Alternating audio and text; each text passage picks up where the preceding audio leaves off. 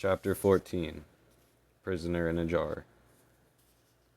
Arabelle needed to return to his patrons in the tavern above, but he brought down the slender knife Maney requested. "Are you okay?" Sean asked. "Yeah, I'm fine. I really don't want to talk about it right now." "All right, I understand." Maney went to the staircase and kneeled, peering into a thin crack between the bottom 4 steps and the rest of the staircase. She shoved Arabelle's knife into the crack, shimmying it along either edge, trying to get to something. Sean heard a quick snap, then she was sliding it around on the opposite side. Just like last time, a snap. There. I always hated when the locks would shut themselves. Maney stood back and reached for the bottom step. "Can you help me? It's not made to be opened from this side." "Yeah, sure." Sean crouched beside Maney and grabbed the bottom of the staircase. Together they slowly lifted, folding the bottom steps against the top like closing a book. It was a secret entrance, hiding a secret room. Sean stood away, waving his arm through the dust they had created. The inside was dark, and cobwebs hung from every inch of the ceiling. The transparent fibers were filled with giant daddy longlegs, some as big as tarantulas. Maney grabbed the oil lamp that was hanging by a hook in the hallway, then headed for the room. She waved the light quickly, scaring away masses of spiders, then proceeded to burn away the webs, now free of casualties. "I guess the Royal Army never found my room." "You did a good job, Daniel." Sean followed Maney into the secret hideaway. A short, dirty mattress was at the far side, where there were 3 glass jars on the floor, so dirty with dust you couldn't see the contents. They were stacked beside a leather bag. Next to that was a leather-bound book. On the other side of the room was a wood table with burn marks and holes across its surface. It had a shredded lump of metal sitting in the middle that was covered in cobwebs and black soot.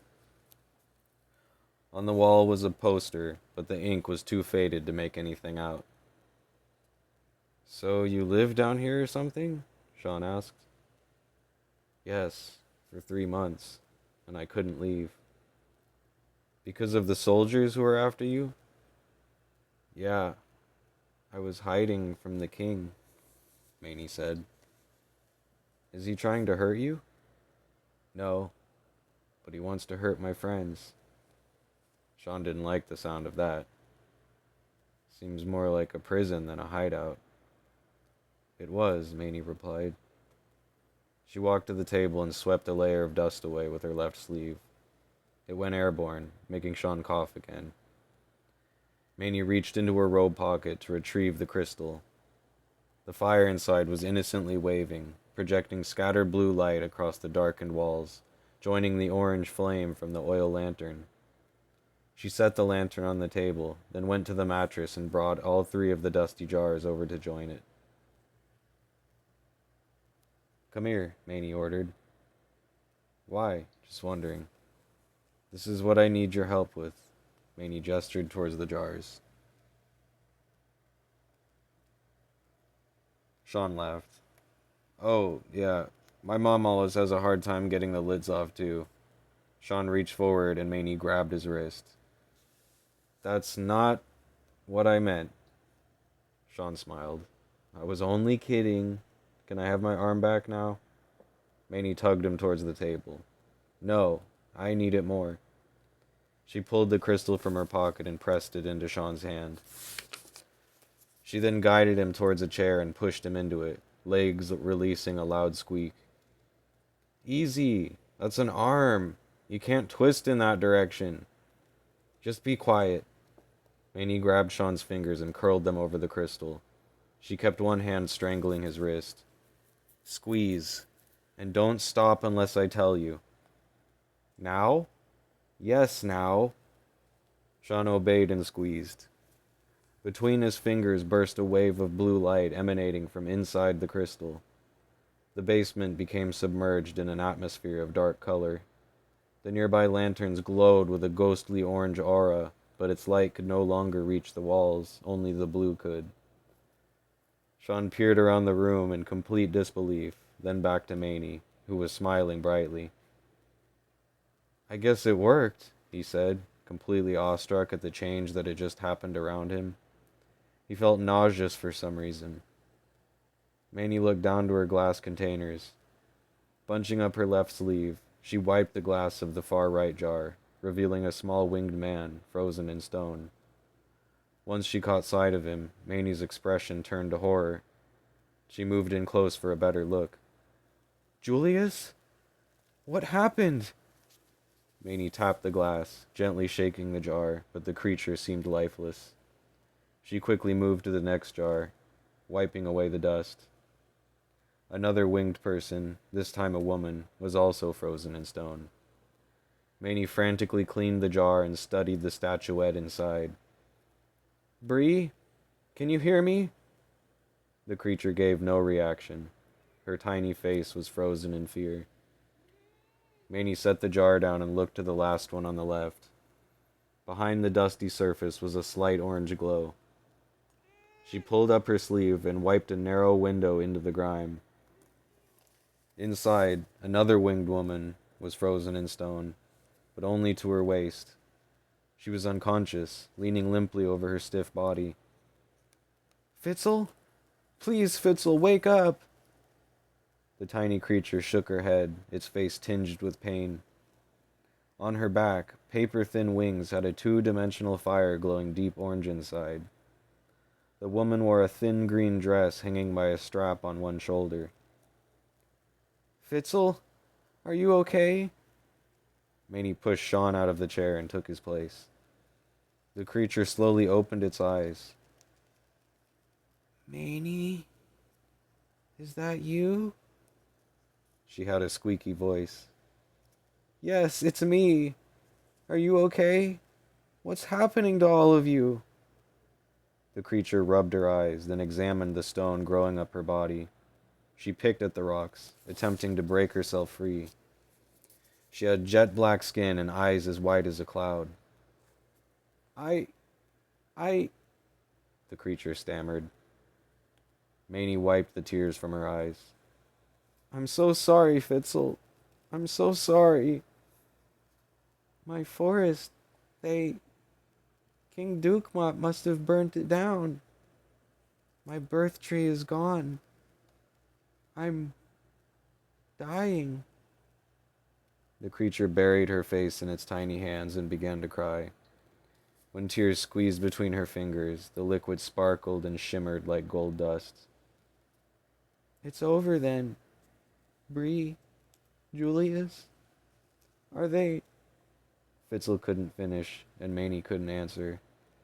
Maney slumped over the table and cried into her arms. She seemed broken, like she had dealt with things like this for far too long. Sean wanted to help her, but he had no idea how. Maney rose her head and stared at Fitzel, wiping tears from her eyes. "Fitzel, I know I've asked this before, but isn't there anything you can do to help? I have to find a way to stop this from happening to the other Torchwings." Fitzel grabbed her arm in defeat. "I want to, Maney, but I don't know how." "Would Millie be able to help us? Can she help you?" The winged woman rubbed her eyes while considering Maney's question. "Maybe. I mean, I've never seen Queen Millie, though. Do you know how to get to her forest?" "Yes, I know the way." Sean looked between Fitzel and Maney. Fitzel's eyes hung from her face like dying leaves. "I don't know what we should do, though. Now that my forest is gone and Bree and Julius are gone too. What's the point of fighting? The transformation has already started. You should just leave me." "I'm taking you to Millie, Fitzel. She'll help us. She has to." The creature stared solemnly at the burnt table. She then looked up and made eye contact with Sean through her milky white eyes. A look of hope and awe spread across her tiny face. "Who's he?" Maney looked at Sean without hope.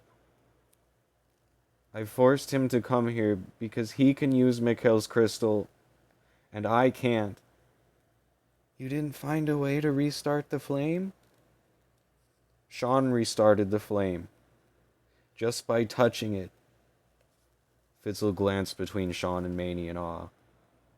Oh, wow. Yeah, I know. I'm taking him home, though. Fitzel seemed to be burning with fear. But how will you find Millie? Maney stared at the table in silence. I don't know.